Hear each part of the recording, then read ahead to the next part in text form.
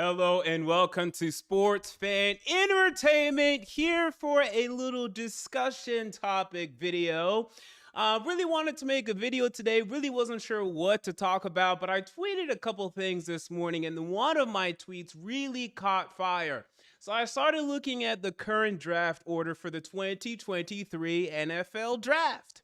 And now that the Tennessee Titans find themselves no longer on top of the AFC South, where they had been picking around the 20th pick, they have fallen all the way from about 20th to now 13th.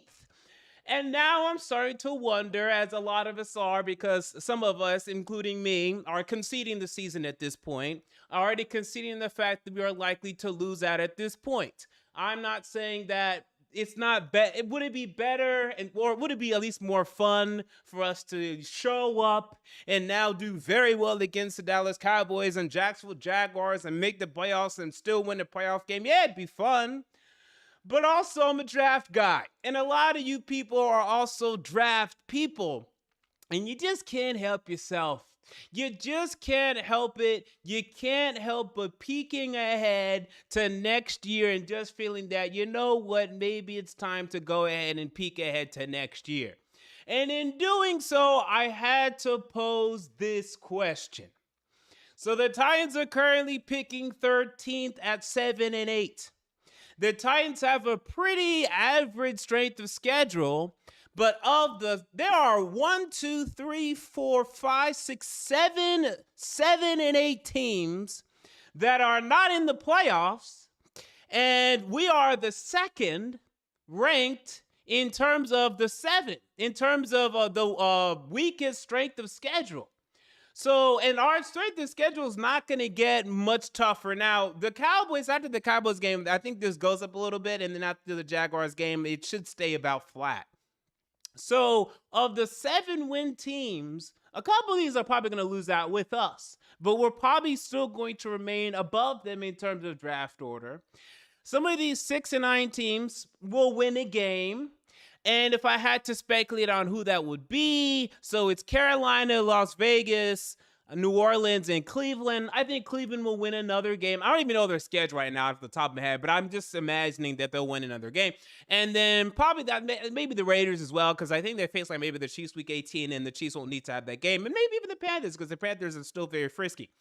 So there is a scenario where the Titans end up picking 10 or 11. 9 is possible, but I don't think so. I don't think we go all the way to 9. I don't think so. But stranger things have happened. So even the 9th pick is possible. I wouldn't think higher than the 8th or 9th. At 7 and 10, I think last year, in fact, let me look at last year. Last year ended up shaking out in terms of the 2022 draft order. But if I remember correctly, the highest team that drafted, that was 7 and 10, drafted, I want to say 9th. And that was like the absolute worst. And I'm not sure if it's going to be the case this year. Let me look that up just to make sure, and ensuring that is actually correct in me saying that. Yeah, so last year from the Broncos, Broncos went 7 and 10 last year, right?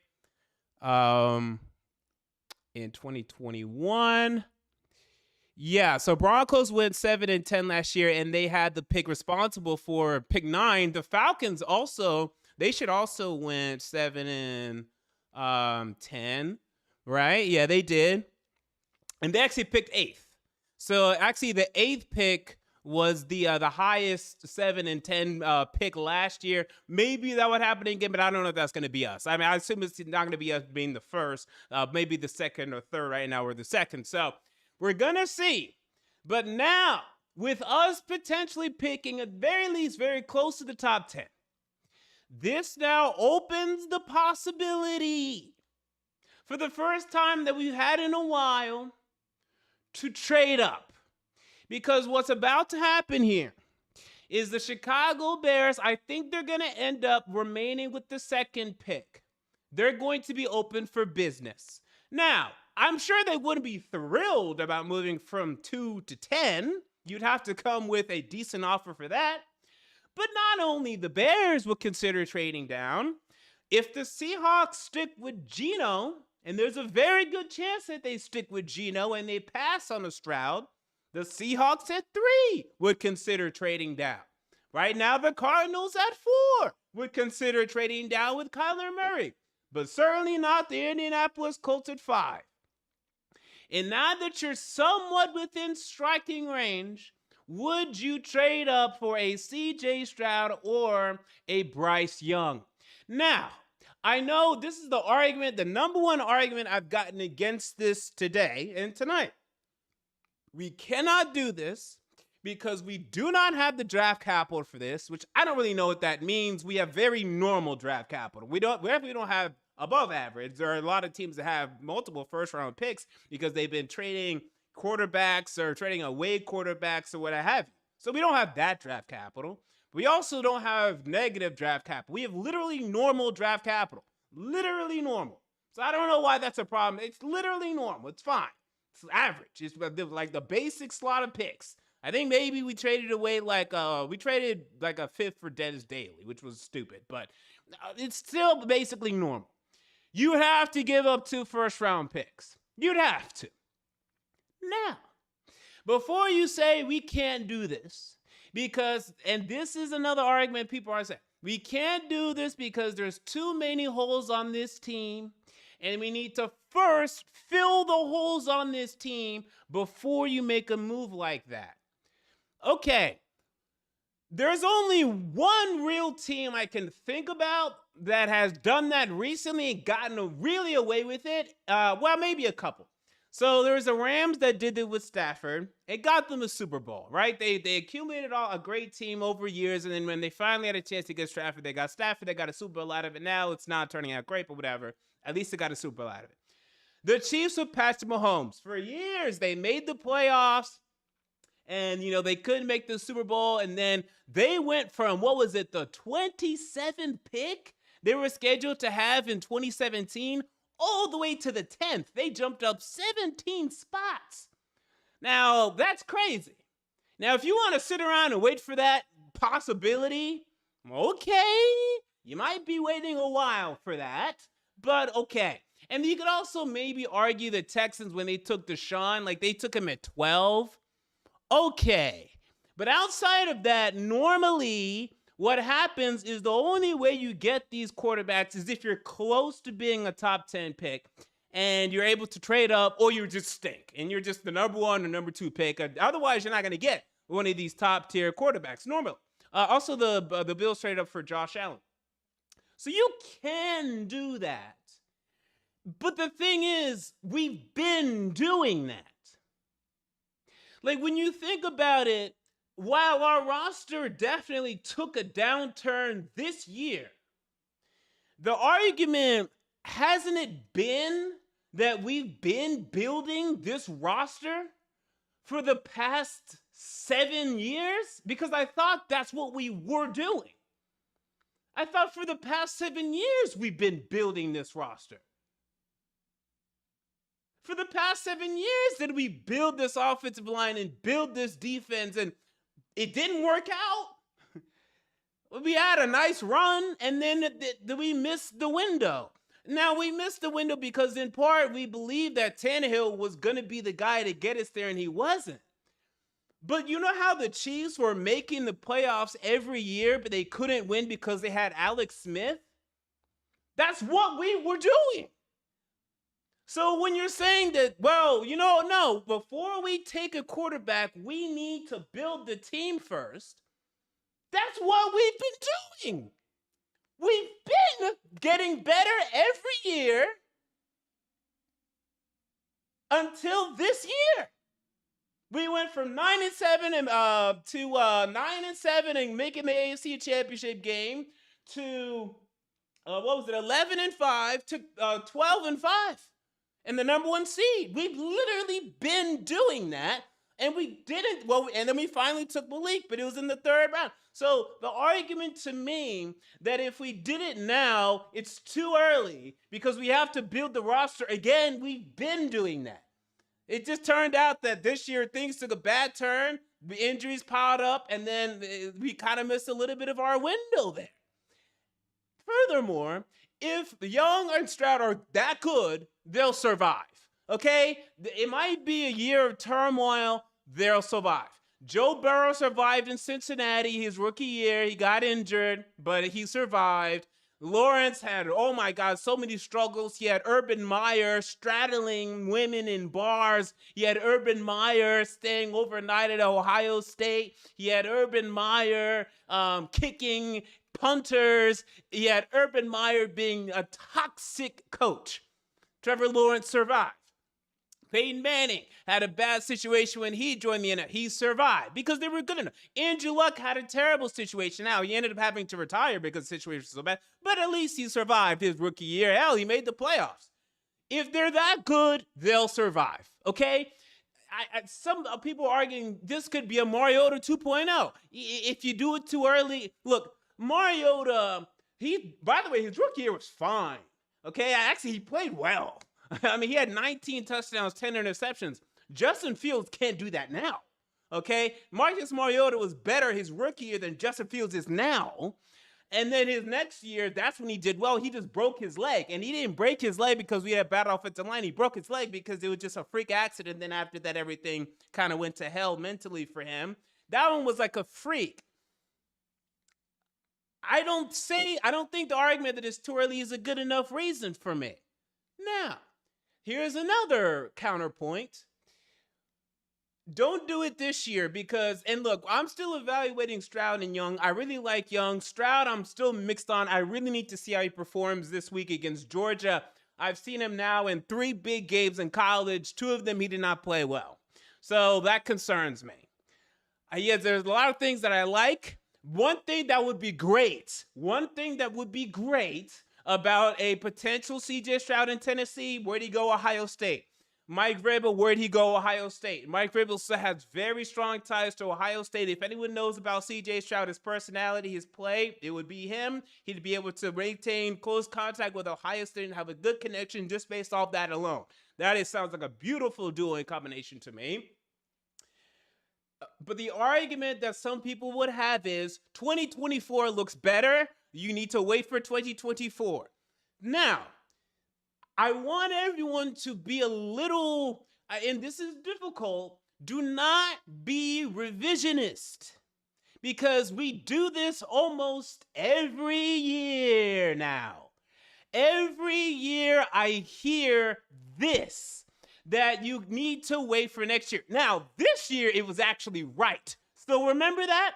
Wasn't the argument coming into the 2022 draft?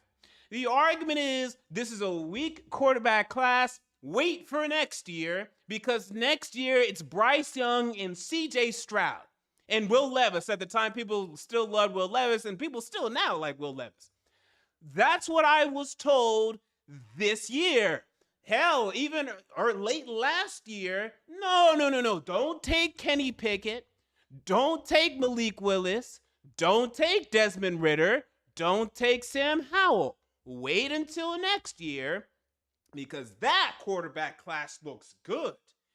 And then now I'm hearing, no. Don't take them.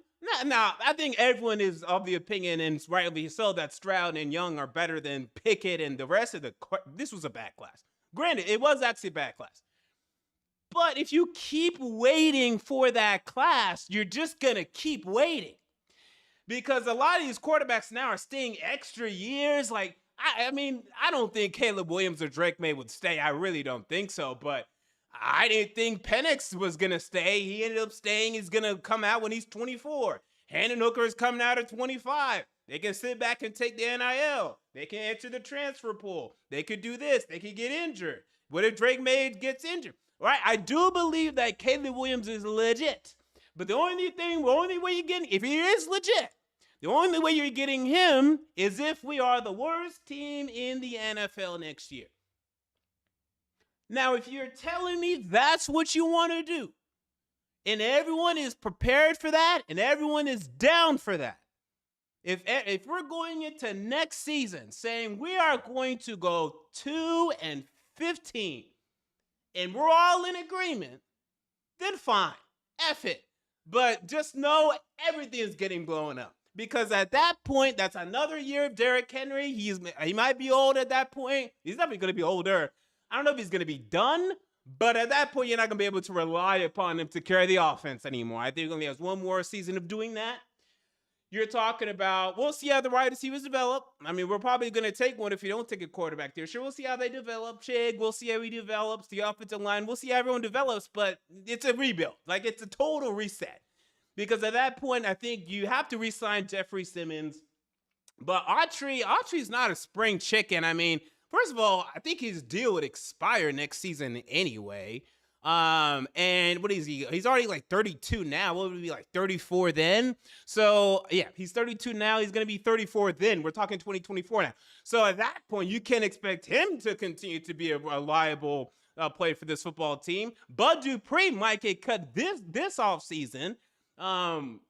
Kevin Byard, look, he's not old yet.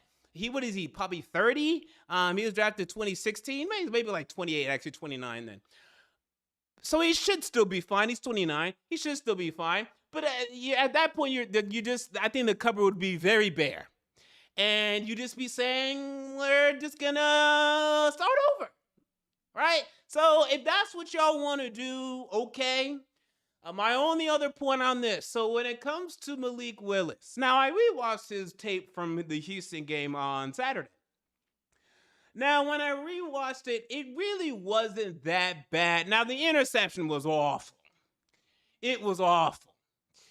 But here's my thing as to why, even though it really wasn't that bad, like he only missed, the interception was a miss. He missed a throw to Traylon Burks.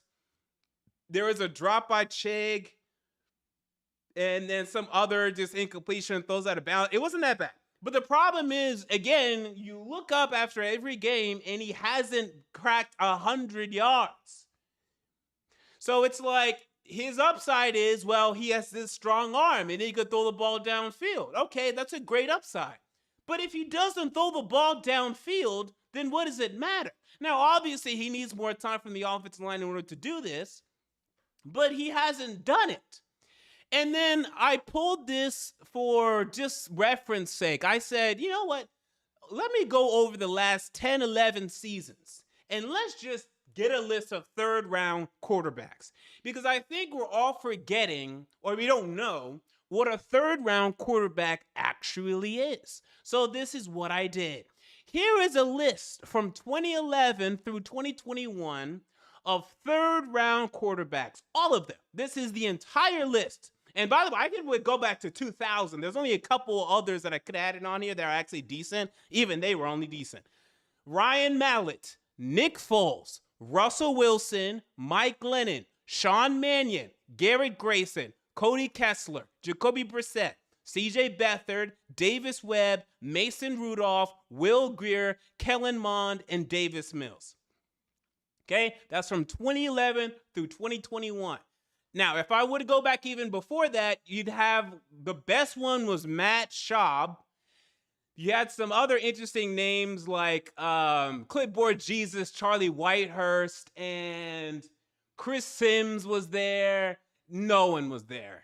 This is an indicative list. Of the list of quarterbacks I just recited, you have one that definitely was a boom and a great pick in Russell Wilson. You have one that is a backup. Actually, you have two that have been perennial backup quarterbacks basically for their career, maybe starting here and they're in pinch duty or because maybe their team thought they could actually play for a season, but then turns out they couldn't, in Jacoby Brissett and Nick Foles. And Nick Foles had a very good season under Chip Kelly, and then after that was a disaster, and then was able to somehow have a resurgence in the playoffs and win a Super Bowl, and then since then has not been able to do anything. He scammed Jacksonville out of a contract and still is somehow scamming the Colts out of a backup contract currently. You have Mike Glennon, who started like a season and a half and really never did anything.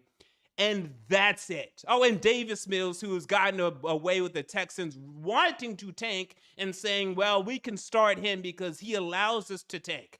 Outside of those names, Mallett never played. Ryan Mallett literally never played, basically. Sean Mannion only played in pinch duty and was awful. Garrett Grayson, I don't think ever played. Cody Kessler played a little bit, showed absolutely nothing. CJ Beathard played in pinch duty, didn't really show you much of anything, and I don't even know where he is anymore. Davis Webb, Giants fans had some sort of hope for Davis Webb. He was so bad, they're like, no, let's go ahead and move on to Daniel Jones immediately because we see nothing from Davis Webb. Mason Rudolph had like 2 weeks and a half before he got cracked over the head by Myles Garrett, and he never showed you anything. He's a third stringer now.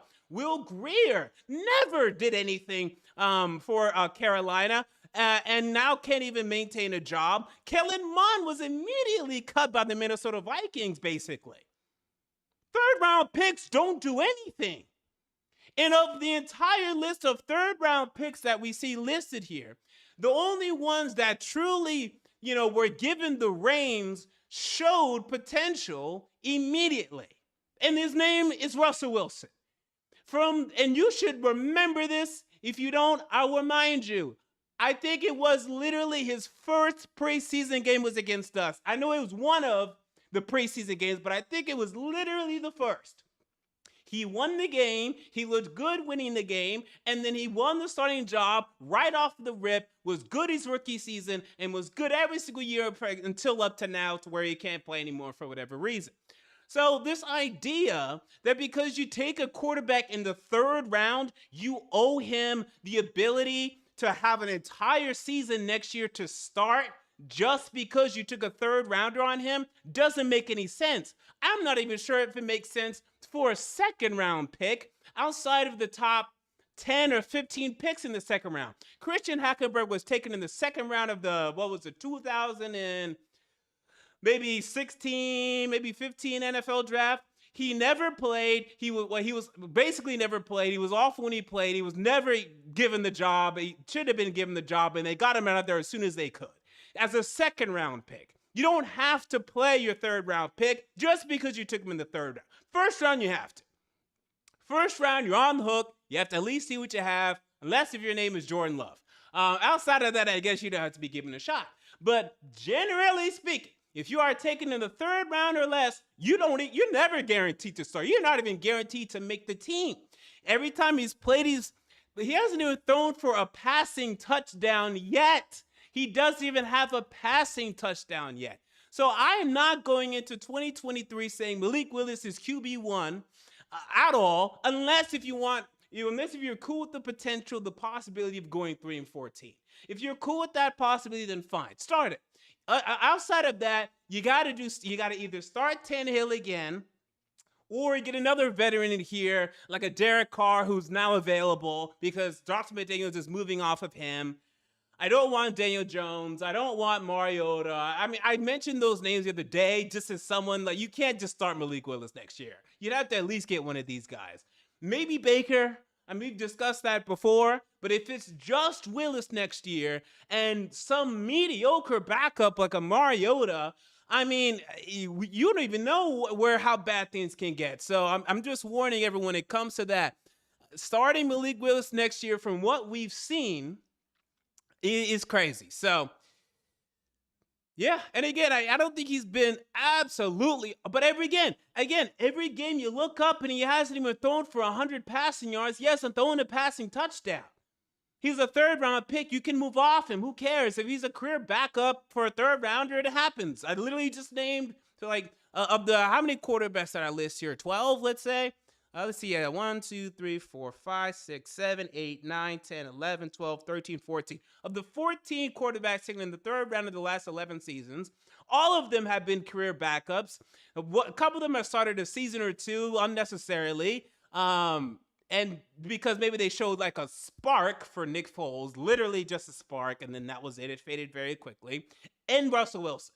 So if you want to bet on the 1 versus 13 odds here, the 1 out of 14, less than 7% chance, then go ahead. But I'd feel much more comfortable betting on that if I had seen anything up to this point that he could actually go out there and perform on a consistent basis at decently close to a starter quality level. So with that said, let's get to the comments. Again, so a lot that we just unpacked there. And look, we're going to discuss this all off season long, but it was a highly contested tweet today. And I just wanted to come on here and express more of my thoughts on it, expound upon it. and get some of y'all's opinion on the matter. So, with that said, let's look at some comments. Remember, super chats always go first. Let's begin with DeAndre Ray, who says, should we move off Henry after the season? I think we get 2 seconds for him, but you're not getting 2 seconds. You may get a second. You may get 1 second. I think at 28, 29 years old and having all of the baggage he has on him, I think you can get 1 second. I think get 1 second out of Derrick Henry. I wouldn't expect anything more than that. And look, again, if you're going into next season saying, well, let's just tank, then fine. I mean, I still want him for like nostalgia purposes, for fan purposes.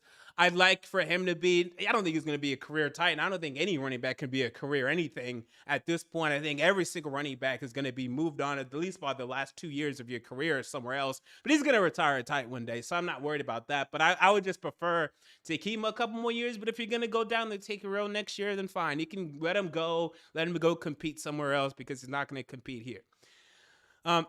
Adam Euster-Wyman says, as sports fan Timmy, do you think it might be time to move on from him? I personally don't think so. But yeah, again, like I just said, I still want to keep him. But unless if you're going down the road of saying, well, let's just tank. If that's what you want to say and that's what we're doing, then you can just let him go and just get more draft capital because we're going to need it.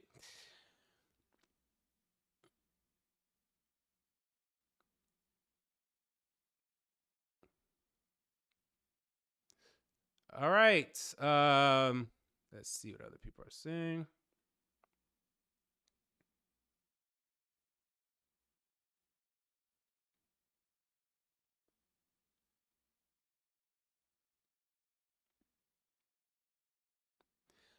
This wasn't added at me, but Joshua Austin also said, could the Raiders be a team to move on from Derek Carr? And I believe so. He's leading the league in interceptions now. Josh McDaniels talked trash about him during the press conference recently. And I don't know how I feel about Derek Carr. And I tweeted this out. This was now it was like 2.5 weeks ago now. So people might feel differently because 2.5 weeks has changed a lot because he's played even worse. If you bring Carr in here, like let's say you did some sort of Carr for Tannehill swap, or you just cut Carr, or you cut Tannehill, traded for Carr or something that you were able to do there. I mean, is anyone particularly more excited? I do think Derek Carr is a little bit better than Tannehill. I think he definitely has more upside, but it's only a little bit. Only a little bit. Because Carr can have better passing performances, but he can have some complete duds. So I don't think a Carr being in here versus Tannehill next year excites me much at all. I think it's kind of more of the same. So I'm not really that interested in that. That's just me. We have a super chat that just came in. Please name one rookie that had no offensive line and a trash wide receiver core and trash offensive coordinator that was successful. Andrew Luck. Andrew Luck had Pep Hamilton as offensive coordinator. He had no offensive line. His wide receiver core consisted of a rookie T.Y. Hilton who performed well and an aging Reggie Wayne. Now, you could argue that wide receiver core is definitely still better than ours now, but he played so well that he went 11-5 and went to the playoffs his rookie year. Oh, and by the way, his running back was Vic Ballard, who was like never seen again after a couple years. So now that's an extreme, and I'm not saying that I expect Malik Willis to be that extreme. But again, I'm saying, look, if again, we saw Mariota, who again had a higher draft capital. Mariota had Dorian Green-Beckham. He had Kendall Wright. He had Justin Hunter. None of these wide receivers ended up doing anything. Kendall Wright had a 1,000-yard season somehow, but that was just because he was literally the only one. He had Delaney Walker too. With that, he had 19 touchdowns to 10 interceptions his rookie year, and I consistently saw things from him for me to say, I believe in him being a franchise quarterback for this team long term. We were able to see the win against the New Orleans Saints. We were able to see the win week 1 against the Tampa Bay Buccaneers. We saw plenty from Mariota his rookie season as we were getting blown out of games for us to say, even though we're getting blown out of games, I think this guy could be the franchise quarterback moving forward. We remember his rookie season. I haven't forgotten. I remember it very well. I remember watching rookie highlights from his rookie season saying, oh, sophomore year, I can't wait for it. I was excited for Mariota's sophomore year, and he improved And we were excited. 2016 was lit. It ended up being lit until he broke his leg. So that's just my opinion. I know it's not a great situation, but I mean, no one is playing worse than him at the quarterback position in the league, and it's not particularly close. The only way you can compare him to is Zach Wilson, and Zach Wilson's lost the locker room. So that's literally the only. And Pickett threw a lot of interceptions, but now Pickett's showing you something. Now Pickett's had a larger window, but Pickett had his first game he threw for 3 interceptions. But he did throw very voluminously. He threw for over 240 yards. He was trying to come back against, I want to say, the Jets. So I can even argue for Kenny Pickett showing more things than Malik off of the rip. So, and look, and again, also. So when it comes to this Malik Willis thing, I'm not saying he has to get cut. Okay, let's say everyone's right. Let's say everyone is onto something that Malik Willis, if you give him more time, he's going to be great. That we're moving a little bit too quickly, and that one day he's going to be very good, and he's going to be a starting quarterback in this league. Great. What is the problem with having 2 starting quarterbacks on our roster? Can anyone tell me what is so awful about that? What is so awful about that? He's still under contract for you for the next 3 years for what? I'm not even sure. Maybe $2 million a year. Maybe. I'm not even sure what third-round rookies make. Probably something like that. So at the very least, if you keep him and he improves, you get to see him a little bit in the preseason. If your starting quarterback gets hurt, he comes and he performs well, he gets trade value. You can move him like Jimmy Garoppolo was moved for a second-round pick. So even if he ends up being good, it still helps us. It doesn't hurt to have 2 starting quarterbacks on your roster. You can move one of them if that's the case. So that's not even a problem if he ends up being good. I believe you. I'm just saying I'm not betting the franchise on that right now. But thank you for the super chat.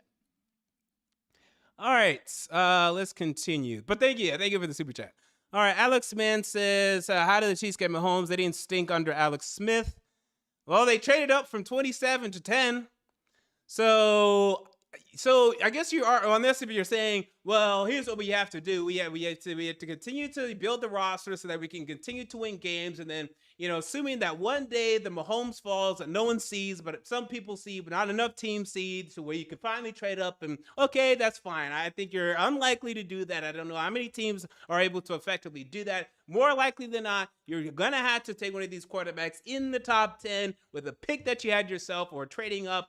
Trading up from 27 to 10 happened once. I haven't seen it before. I don't know if we're going to see it again, especially for a quarterback, because it makes I think teams are now very paranoid about missing on Mahomes again. SCP says, as sports for entertainment, I think we should do what the Texans did this year and put Malik Willis out there and get Williams. And look, if the fan base is fine with that, cool. I mean, it was a joke, and the Texans doing it to a certain extent. We'll see if it pays off. I think it will, because they're going to get Bryce Young, and I think it's going to be very good. But if we just had to be down for that. And wow, this channel is going to be miserable next year. We're going to start draft tape early if that's the case, but whatever. All right, Gary the Snail says, preview for the game Thursday. This is your preview. We're gonna show up against the Cowboys, and we're likely to lose. There's not really much to discuss from a analytical standpoint. I might make a preview tomorrow if I'm bored. But the Cowboys are better than us. If they're awake, they'll win. I want to see what the injury report is too. I want to see who's named out for that game too, because that's very important, because our injury report is very full. What is Malik Willis supposed to do with Todd Downing and his wide receivers beside Burks and an awful offensive line?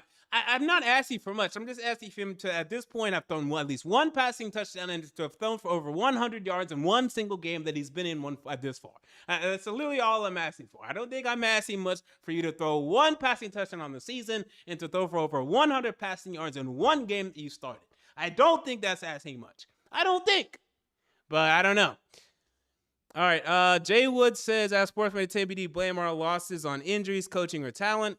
It's a combination of all, but, again, guys, a lot of teams are injured right now. I mean, the 49ers they've ran through quarterbacks. They're starting Brock Purdy. By the way, Brock Purdy is a rookie. Now he has way more talent than us. He has Ayuk, he has Debo, he has a good offensive line, he has a run game. We only have a run game. That's literally all we have. But he still looks pretty damn decent, So, and he was a 7th round pick. So I don't know. It's a combination of all three of these things, offensive coordinating, coaching for sure, and then talent and some injuries for sure. All right, Austin Williams says, do you wait on Caleb Williams next year because he's very mobile and provides more threats to the defense with his running abilities? And again, if we were able to tank for him, great. Also, be careful, though. Be careful. Because, okay, now we can say that, hey, we're going to tank for Caleb Williams, and this is a fine thing to say. But I will warn you, we're not going to be the only team saying that. Now, for right now, who else is going to be saying that? I could see if the Colts don't get their quarterback this year, I could see it if I could see the Falcons doing if Ritter sucks next year and they have to tank again. I could see the Falcons sticking again pretty bad next year. I know, luckily, the Panthers could still stink again next year. It wouldn't shock me at all. Raiders, if they move off Carr in the night, to get a decent replacement. Right now, we do look like one of the teams that is actually poised to. Oh, the Bucs without Brady. The Bucs. If the Bucs lose Brady, they're gonna be right there with us, trying to go 2-15. So you could go maybe a potential 3-14. 4-13. Have that be the plan going into the offseason. Have that be the plan going into the season. Successfully, perform this plan and still not get Caleb Williams or Drake May because 2 other teams are just more awful, or maybe one more team was more awful, and you really wanted Caleb Williams, and you end up with Drake May, and then Drake May ends up Robert Griffin III, who was a very highly touted number 2 pick coming out of college and just ends up flaming out. So there are all these possibilities that you have to consider, but it is what it is. All right, so with that said, that's going to do it for me here tonight. Just again, a discussion topic. We're going to have plenty of time to discuss this, some other scenarios, more scenarios. I'm just throwing scenarios out there, speculation, getting the conversation going. We're going to see what's going to happen. It's going to be a long off season, and the season's not even over yet. We could still win the division. And we can still win a game or two, right? We still could. We still could, right? Right? We'll see. Until next time, this has been MJ of Sports Fan Entertainment, and I'm out. See you all later.